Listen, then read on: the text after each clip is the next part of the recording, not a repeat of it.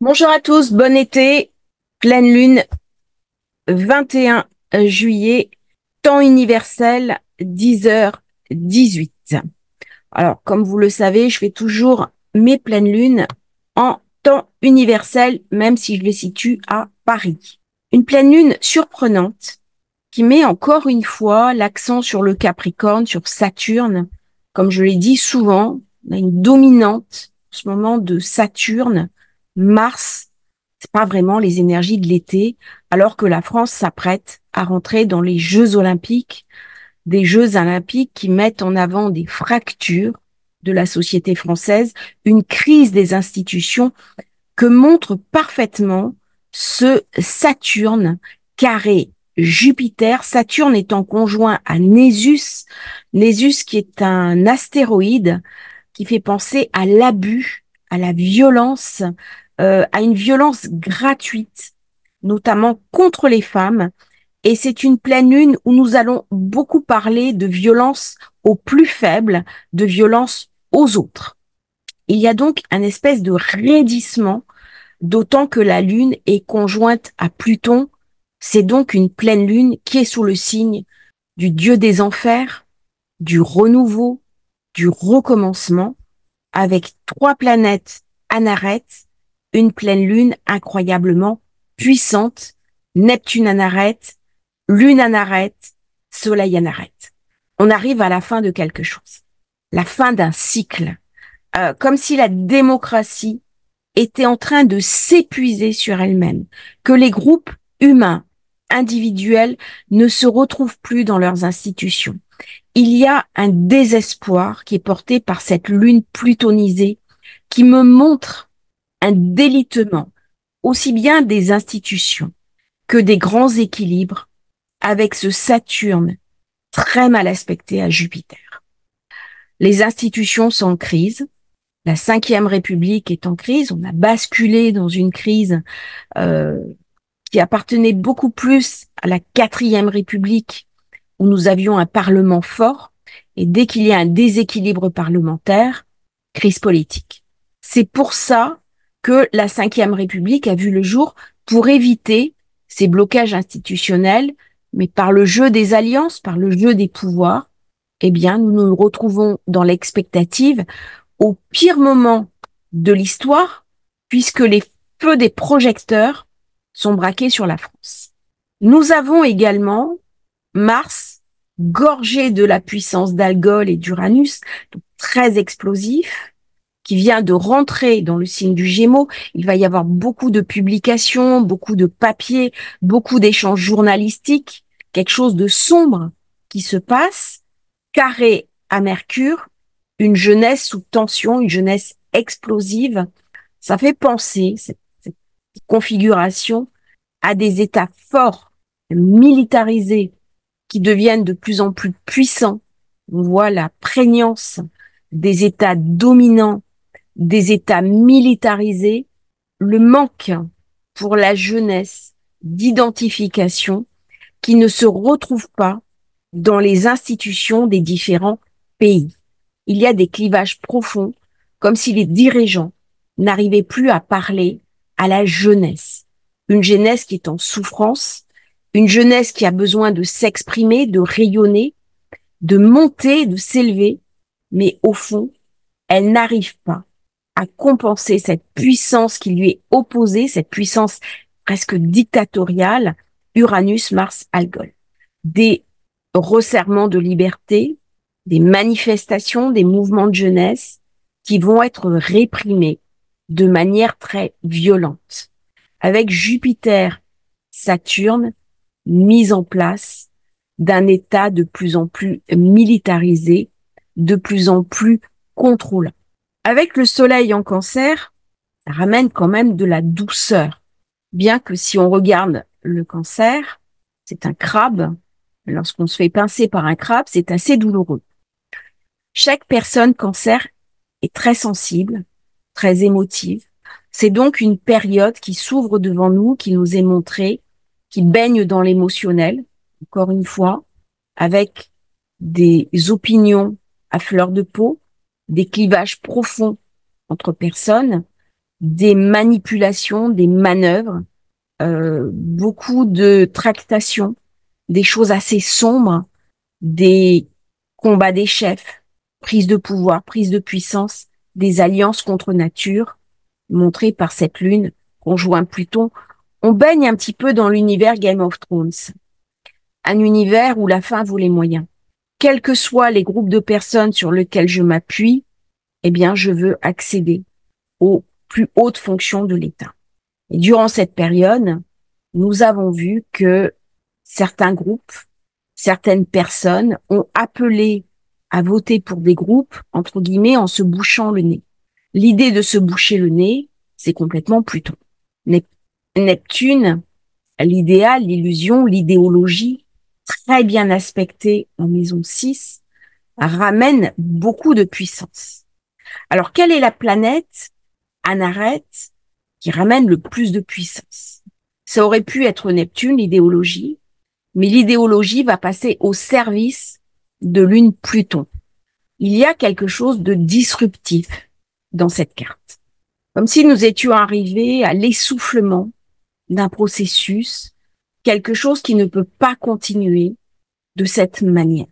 Des clivages profonds, des antagonismes, des fractures et une violence par Mars qui couve sous la marmite et qui peut exploser à tout niveau en considérant que l'ennemi, c'est l'autre. Chiron, la zone de la blessure se trouve en maison 7. L'autre qui a de l'argent, l'autre qui a du pouvoir, l'autre qui bénéficie d'un statut que je n'ai pas, et ça va me rendre mauvais dans mes antagonismes. Alors même qu'on est ascendant Balance, plutôt un signe vénusien, mais Vénus est en Lion, elle ramène beaucoup de puissance à cet ascendant. Nous avons la lune noire qui se trouve en maison 12, et donc qui vient amener une forme de délitement, une forme de prédation sourde, avec toujours beaucoup d'attaques, beaucoup de violence. Il y a énormément de violence dans ces configurations, même si elles n'apparaissent pas de but en blanc. C'est-à-dire que la situation générale ne va pas s'apaiser. Il va y avoir de plus en plus des attaques de personnes, des attentats qui ne portent pas le nom, des enfants qui sont attaqués, parfois même par les parents. Période terrible, période où les valeurs profondes et le respect dû aux plus faibles, eh bien, ça passe sous le tapis. Et dans une certaine forme d'indifférence générale. On se sent impuissant. Est-ce que la lune Pluton va me ramener de la puissance, va me ramener de la combativité? Est-ce que j'ai capacité à me battre pour mon idéal? Tout à fait. C'est une lune où nous avons le choix, tourner la tête, rentrer dans le déni, comme le Cancer sait le faire. Le Cancer, parce qu'il est très fragile, c'est un signe qui préférera faire l'autruche, mettre la tête dans le sable, parce qu'il n'arrive pas à porter l'émotivité qui pourra le submerger. Ça, c'est certains cancers. Et puis d'autres cancers, au contraire, ils vont monopoliser leur force et leur puissance pour affronter ce qui vient. C'est une période très intense qui va nous mettre à fleur de peau. C'est une période explosive. Pluton-Mars amène toutefois une tempérance de fond. Neptune, très bien aspecté, amène de l'empathie, une sorte d'équilibre. Et même si on continue dans les violences sociales que nous vivons, il n'y a pas, je dirais, une guerre mondiale, par exemple, euh, qui va se déclencher, il n'y a pas des très grands mouvements internationaux qui vont se déclencher. Nous avons quand même des équilibres, des beaux aspects, dont nous sommes invités à tirer parti à titre personnel. J'ai un Vénus Jupiter qui ramène beaucoup de chance. La bourse va continuer de monter. À titre personnel, c'est la période idéale pour rencontrer un compagnon, une compagne. Les groupes d'influence vont être très puissants, quels que soient ces groupes. Les partis politiques, les francs-maçons, les groupes d'échange, les réseaux sociaux, beaucoup de puissance. Et on voit bien toutes les tensions sur les réseaux sociaux, Mercure, Mars, Uranus. Il y a en ce moment un conflit entre Elon Musk, X, et l'Europe. parce que l'Europe a imposé à certaines plateformes, dont YouTube, un certain nombre de règles. Elon Musk refuse de s'y soumettre. Il y a donc un conflit. À titre personnel, je peux profiter de cette période. Neptune est très profitable pour les thérapeutes, les astrologues, les médecins, les soignants, les psychiatres, toutes les intuitions. Une période très empathique où je vais m'ouvrir à une générosité. J'ai envie d'apporter au monde une partie de ma lumière. C'est la planète la plus belle de ce thème, elle est rayonnante et elle invite à nous poser les questions éthiques que la période nous invite à confronter. Je m'explique. Plus nous avançons en technologie, plus l'humanité possède des armes de destruction massive capables d'engendrer une destruction globale. Est-ce que nous allons continuer à agir dans un monde sans réflexion ou au contraire, est-ce qu'une réflexion profonde, généralisée, va commencer à voir le jour, notamment au niveau informatique? À Vénus, dans la zone 11, c'est aussi tout ce qui est intelligence artificielle. À quel moment l'humanité va comprendre que ça présente un danger, notamment pour la sauvegarde des emplois? C'est-à-dire qu'à un moment donné, si la machine accomplit toutes les tâches que l'être humain accomplit dans un cadre rémunéré, eh bien notre besoin de masse salariale va être réduit. Quid des personnes qui n'auront plus de travail? Et donc, durant cette période, on va réfléchir à toutes ces questions sociétales. C'est une période aussi qui va marquer une opposition forte. Jupiter-Saturne, Jupiter représentant les États-Unis d'Amérique, Saturne représentant la Russie.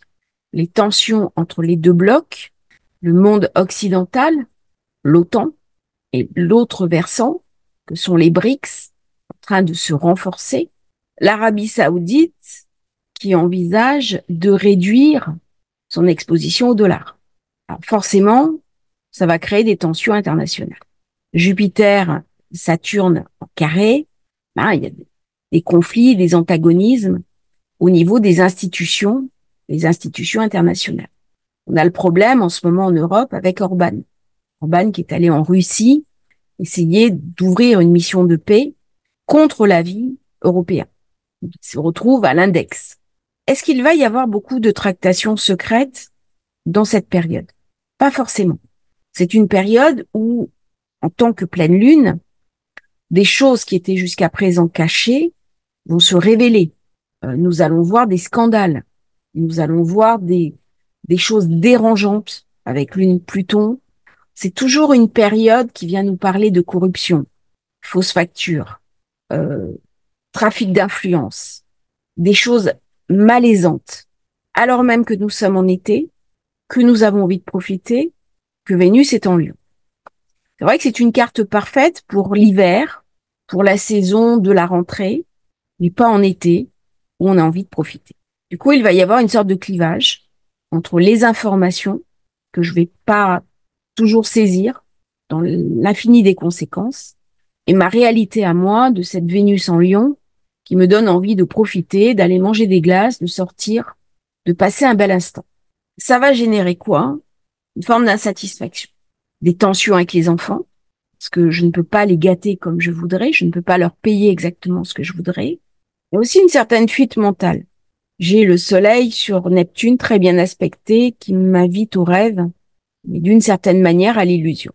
C'est une pleine lune qui va voir se renforcer les États, de manière générale, vers plus de rigidité, plus d'autoritarisme, avec des crises où la population va s'affronter.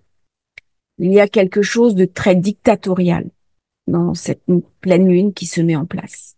La France a toujours représenté la sauvegarde de la liberté. Ça a toujours été le flambeau qui éclairait un petit peu le monde, c'était son rôle. Mais son flambeau s'amoindrit de plus en plus. La France commence à devenir une puissance mineure. Et bien sûr, ça crée beaucoup de souffrance dans le cœur des personnes qui habitent ce pays. Il y a un déclassement. Alors le déclassement, j'avais commencé à en parler il y a à peu près un an c'était assez mal perçu, c'était trop en avance, mais au plus les mois passent et au plus nous commençons à voir ce qui n'est pas inéluctable, c'est encore le moment de réagir. Qu'est-ce qui peut permettre de réagir? Eh bien, c'est Neptune, la créativité, la création, l'imagination. Ce qui a fait la force d'un pays comme la France, c'était nos savants, nos chercheurs, Neptune, et notre créativité. Au jour d'aujourd'hui, les formations, l'école, l'université ne valorisent pas les populations créatives. Du coup, il y a un exode vers l'étranger de chercheurs et de personnes très créatives, susceptibles de ramener de la valeur au niveau national. Donc, il va y avoir une prise de conscience euh, de cette perte de richesse. C'est une pleine lune pour comprendre la valeur des choses, la richesse humaine, la richesse informatique, la richesse des divergences.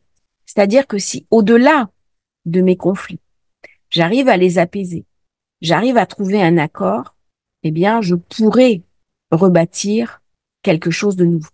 Avec Vénus en maison 11, très bien aspectée, Mars qui passe en Gémeaux, eh bien, des fenêtres de paix pourraient s'ouvrir. Par contre, j'ai Mercure qui vient agacer. Et c'est d'autant plus embêtant que Mars est sous le contrôle de Mercure. Ça veut dire que même si j'ai envie de faire la paix, il y a une force antagoniste qui m'empêche toute signature et tout compromis. Il y a une violence dans cet aspect Mercure-Mars porté par la jeunesse, une jeunesse éprise de revanche. Il y a quelque chose de haineux dans cet aspect. Alors, bien entendu, je ne dis pas que les jeunes sont haineux. C'est pas du tout mon propos. Mais il y a une colère sourde parce que les sociétés actuelles ne leur laissent pas suffisamment la place. Et donc, cette puissance de la jeunesse, souvent très martienne, qui a une énergie, eh bien, elle va se déverser de manière anachronique pour amener des destructions. Uranus est en maison 8. En utilisant les réseaux sociaux, elle gagne du pouvoir, elle gagne de la puissance et elle est capable désormais de canaliser une action à visée destructive. Et en échange, qu'est-ce qu'il va y avoir? Eh bien, Uranus, Pluton, où la démocratie va se durcir, prendre le pouvoir, garder le pouvoir, voire se militariser.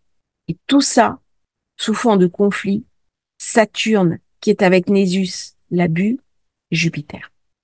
Alors nous allons voir des personnalités puissantes abuser de leur pouvoir. On va beaucoup parler dans les semaines qui viennent des abus de pouvoir qui se militarisent, d'États policiers avec des règles de plus en plus strictes, de plus en plus contraignantes, comme si Uranus, qui est la liberté, qui est l'indépendance, eh bien, avec cet aspect Lune-Pluton, il y a quelque chose d'un ton général qui se durcit. Ça va générer chez moi de la frustration. Alors, au niveau boursier, c'est une période instable. Uranus algol en taureau en maison 8, des brusques montées de certaines valeurs, des effondrements d'autres, des brusques revirements de situation. En général, les bourses n'aiment pas beaucoup l'instabilité. Ça amène de la fluctuation, ça amène de l'incertitude. C'est toujours mauvais. Donc, on va voir des valeurs exploser vers le haut et d'autres exploser vers le bas. Période économiquement instable. Neptune. Le soleil est plutôt bien aspecté, donc on n'est pas dans une période où une crise économique va venir tout noyer. On n'en est pas encore là. Par contre, on voit des menaces se rapprocher. Avec Pluton-Lune en maison 4, ma maison, mon foyer, ma nation va être critiquée. Il y a quelque chose de sombre. Et que j'ai Pluton avec la Lune, ça ne se passe pas comme j'ai envie. J'ai des contraintes. Il y a de la désillusion. Maison 4, elle est dominée par Saturne. Saturne en maison 6 vient me parler des maladies, de mon quotidien. Quelque chose qui se passe mal. Alors, on m'a posé la question, est-ce qu'un nouveau virus peut émerger? Pas dans cette période-là. Mais par contre, Saturne, mal aspecté avec Jupiter, eh bien, l'immobilier va être sujet de préoccupation. Donc, nous sommes en période d'achat, les gens anticipent la rentrée, eh bien là, l'immobilier va baisser, va continuer à baisser. Donc, pour les agents immobiliers, c'est pas une très bonne nouvelle. C'est une profession perdante cette année. Cette pleine lune en Capricorne vient me parler de choses sérieuses. Elle vient me parler d'institutions internationales, d'États, de politique, de confrontation des idées, de la structure politique dans laquelle je vis, de budget, de restrictions budgétaires, de limites.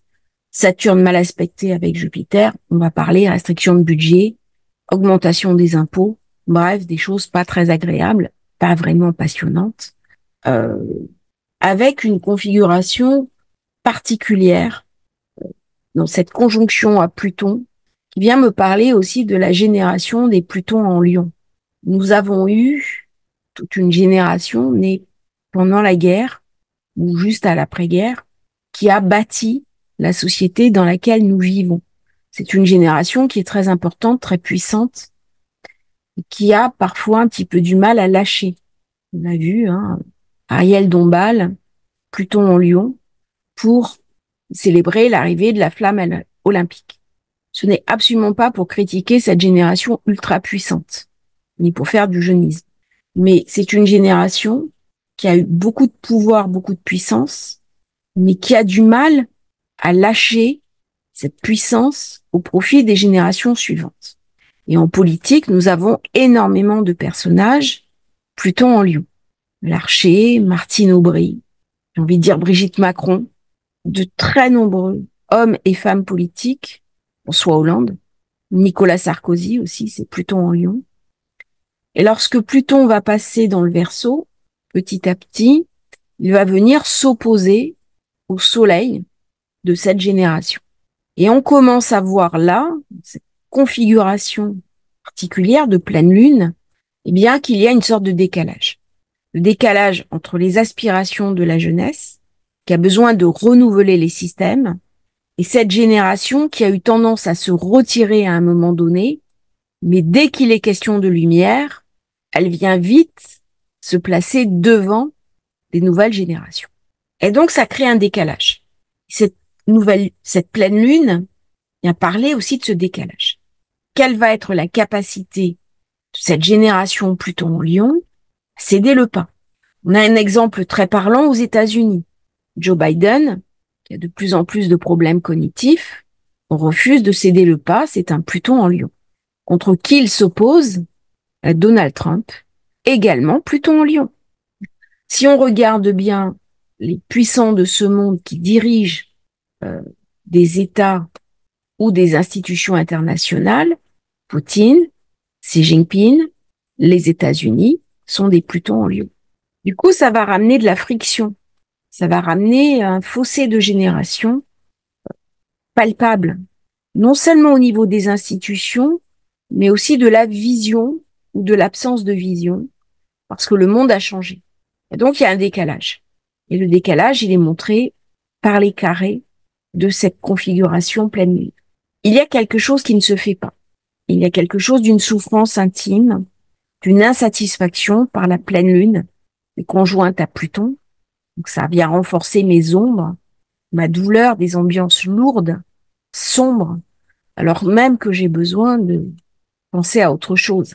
J'ai besoin de joie, on rentre dans des grandes festivités. Mars, Gémeaux, montre parfaitement les Jeux Olympiques.